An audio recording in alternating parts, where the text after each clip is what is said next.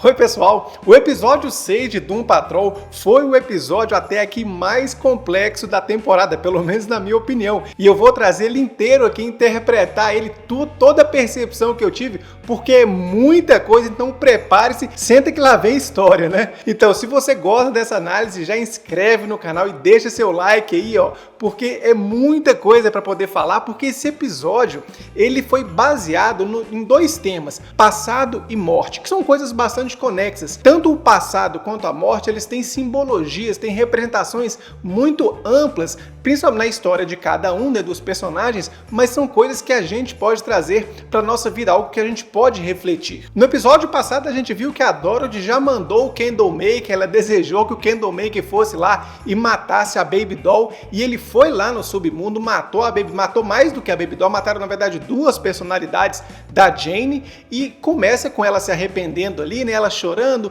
porque ela fez aquela maldade, e a Jane lá no submundo vendo as pegadas do Candlemaker todas feitas de cera, né, porque ele é feito de cera. E nessa cena ali que mostra o submundo com as pessoas mortas, é a primeira vez que a gente vê a cabeça de martelo demonstrando emoção, ela que é a mais fria ali de todo mundo. O episódio também fala que cada uma daquelas personalidades, ela tem uma função específica para a existência da Kay, da criança que carrega todas aquelas personalidades. Lá no submundo ainda, a Jane então vai conversar com a secretária, e a secretária fala que aquelas duas personalidades têm que morrer, elas morreram ali porque o Candlemaker matou, mas a função delas é fazer um funeral para jogá-las dentro do poço. Não sei se você lembra, mas na primeira temporada existe um episódio somente da Jane que fala que quando você a personalidade morre mesmo quando cai para dentro do poço, e tem até uma dessas personalidades que se chama Miranda, que se jogou no poço, ela suicidou e nunca mais voltou.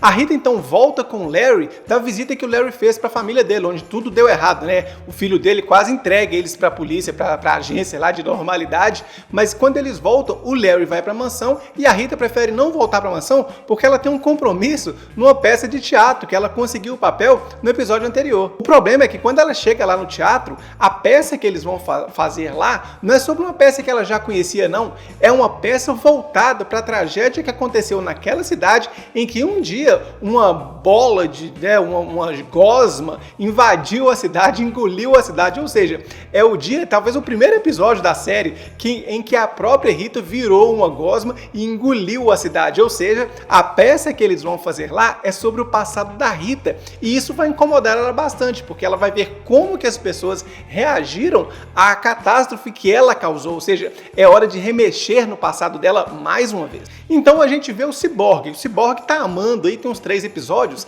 ele tá lá com a namorada dele, mas aí ele no meio da conversa, ele pede para poder conhecê-la por dentro, no sentido de ele vai ver, né, ele enxerga através da pele para poder ver o que tá machucado, né, o que causa a dor nela, mas isso é claramente uma metáfora de conhecê-la por dentro mesmo, eu falo assim no sentido da personalidade. Tanto que ela fala, se você quer me conhecer na personalidade, deixa eu te conhecer por dentro também. E na hora que ela vai conhecer, que eles vão trocar experiências, trocar passados, ele vai mencionar o passado dele, falando de todas as loucuras que ele passou na série, né? Desde burro, bundas andando, etc. Mas e ela não acredita, porque algumas doideiras dessas, aliás, ninguém acreditaria. E vasculhando o interior dela lá, ele vê que ela tem tecnologias dentro lá, e ele vê que essa tecnologia tem duas marcas. Star Labs, que é o laboratório do pai dele, e Coder, que é o laboratório que é a tecnologia desenvolvida pelo Niles, pelo chefe. Ou seja, ela também deve ter sido experimento dessas duas empresas, tanto do pai dele quanto do chefe. E ele vai querer descobrir isso a fundo. E na hora de descobrir, claro, a primeira pessoa que ele entra em contato é com o pai dele, e o pai dele não quer falar sobre isso e fala para ele conhecer essa mulher melhor. O Cliff e o chefe então saem para procurar a Dorothy dentro da casa, porque ela sumiu. E na hora que eles procuram, eles encontram a Jane desmaiada com cera no rosto inteiro, ou seja, o Candlemaker, quando se materializou, ele entrou para a cabeça dela e deixou aquela cera toda tampando ela dela ali e só o buraco dela respirar. Eu achei muito legal a forma como representa essa presença do Candlemaker, ou seja, onde tem cera, tem Candlemaker. Quando o chefe vê a cara toda dela de cera ali, ele já sabe muito bem o que aconteceu, porque a gente já viu que ele já conhece o Candlemaker há mais tempo. Nessa hora o Larry chega falando que desceu uma nave espacial. Já veio outras loucuras da série. E essa nave espacial tem 3 astronautas que o Larry vai lá receber.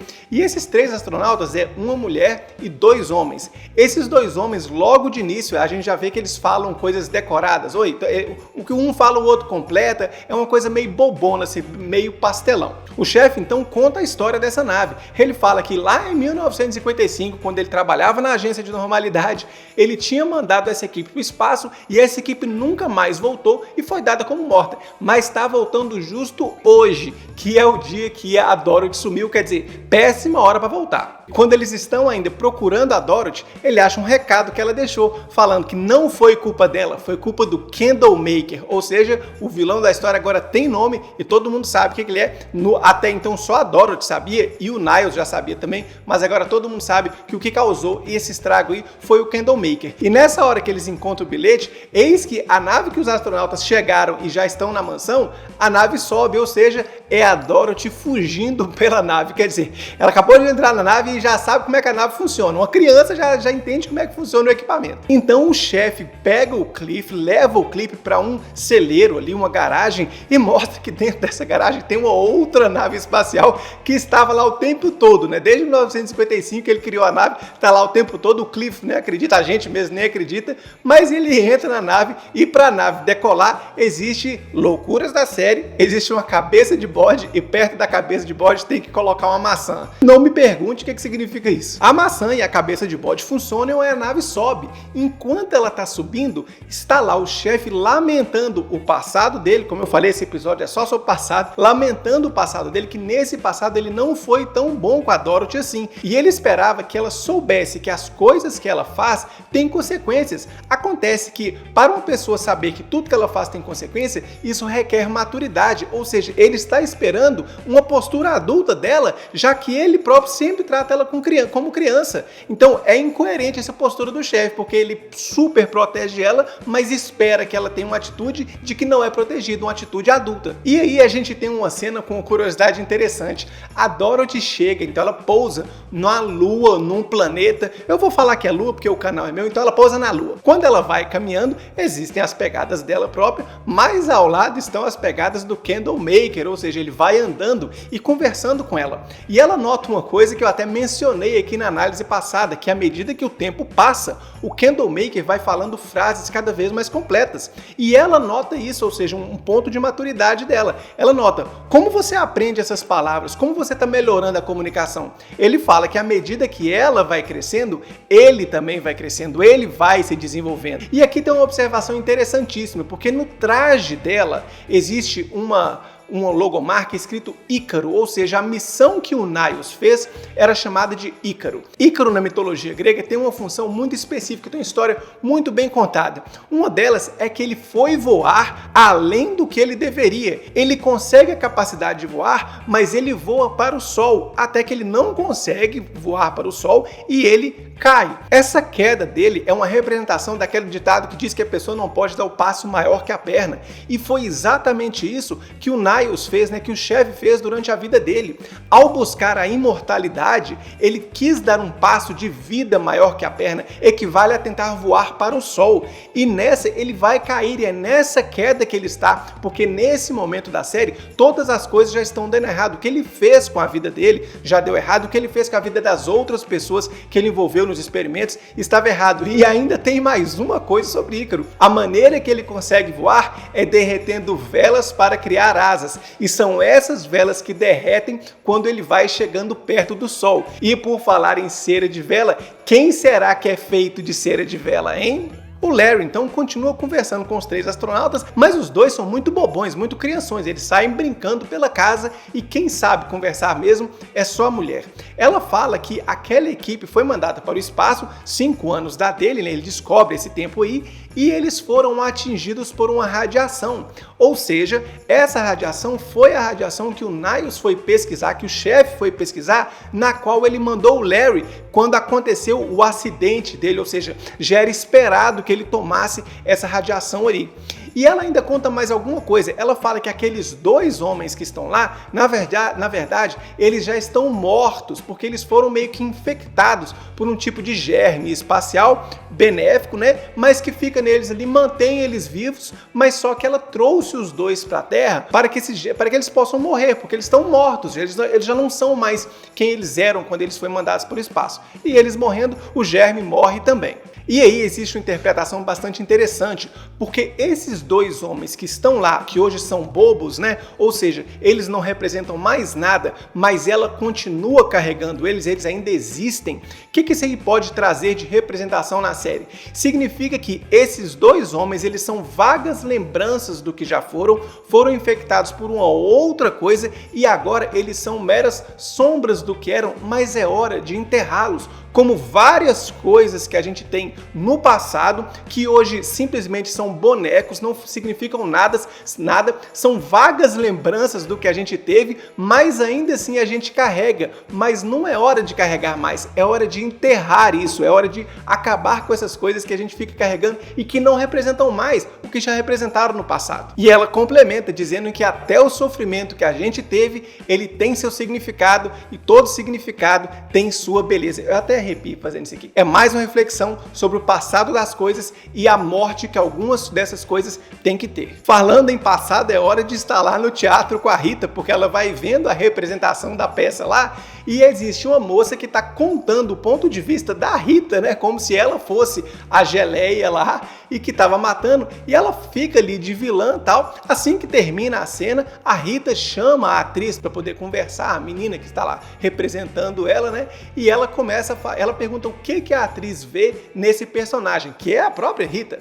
Então a atriz começa a dissecar a vida da Rita, ali falando tudo que a Rita passou, falando todas as verdades inconvenientes do passado da Rita. É mais outra reviravolta, é mais outra remexida no passado aí. O chefe e o Cliff então descem, pousam na lua lá, e o chefe fala o quanto que a Dorothy é perigosa. Ele fala que os monstros que ela tem ali na cabeça dela são tão perigosos que basta um desejo dela para que um desses monstros possa partir a Terra no meio. Ou seja, não é para ela desejar nada. Ele pede ao Cliff que saia em busca dela e que traga ela de volta para a nave. O Cliff prontamente faz isso e vai seguindo as 2 pegadas. E ele vai encontrar ela em um monte de pedras que ela está fazendo ali, que é um funeral. O funeral, mais uma vez, é a representação de morte. Ela está ali de luto pela morte do Manny, que era o amigo dela que faleceu, que a Baby Doll matou de fogo ali, né? E ele está refletindo sobre a morte ali. E o Cliff vai contar também do passado dele, para falar com ela que, calma, as coisas ficam bem, o passado acontece, mas só que as coisas voltam. A Jane vai se recuperar, você vai se recuperar e que tudo vai ficar bem. A Dorothy ainda vai colocar o passado dela junto ali, porque ela fala que o Manny era a última lembrança, a última coisa que ela tinha restante da mãe dela, que já morreu. Ou seja, ela também tinha um passado que agora já foi útil, já aconteceu o que precisava acontecer com ele, mas agora ele morreu. É hora de não ter esse passado junto e voltar para a nave, para uma nova etapa, agora sem ter que carregar esse passado. E eu já perdi a conta de quantas vezes eu falei passado aqui. E falando em funeral, lá no submundo tá rolando o funeral das 2 personalidades que passaram. Tá tipo ali uma procissão delas levando os 2 corpos para a fonte, né? A fonte daquela, quando você entra, você morreu, a personalidade morreu de vez, que é onde a Miranda tá, onde a Miranda foi, né? Onde a Miranda se jogou. A Jane então não quer que essas 2 personalidades entrem ali, sejam jogadas ali de forma nenhuma, porque ela já conversou com a secretária que aquilo ali é para morrer as personalidades, mas ela entende que ali é um mundo feito na cabeça, ali não é a realidade. E por causa disso, essas duas personalidades não precisam ir pro poço. E quando ela tá ali lutando para não deixar que essas duas vão pro poço, eis que dentro do poço sai alguém. Quem é? A Miranda, essa que foi mencionada e que se jogou no poço, mas agora ela sai. Ou seja, se cair no poço não significa morrer, significa ela volta e fala que está renascida. Cair no poço é renascer. Esse significado de renascimento significa todas as coisas passadas foram para trás e agora é uma nova etapa que está começando. É outro ser, outra pessoa, mais ou menos o que aconteceu com a Dorothy lá no espaço. Ela já saiu do espaço, já saiu da nave, deixou o passado morrer e agora vem outra pessoa, volta para a nave. E é interessante que lá no submundo a Jane está conversando ali com a Miranda,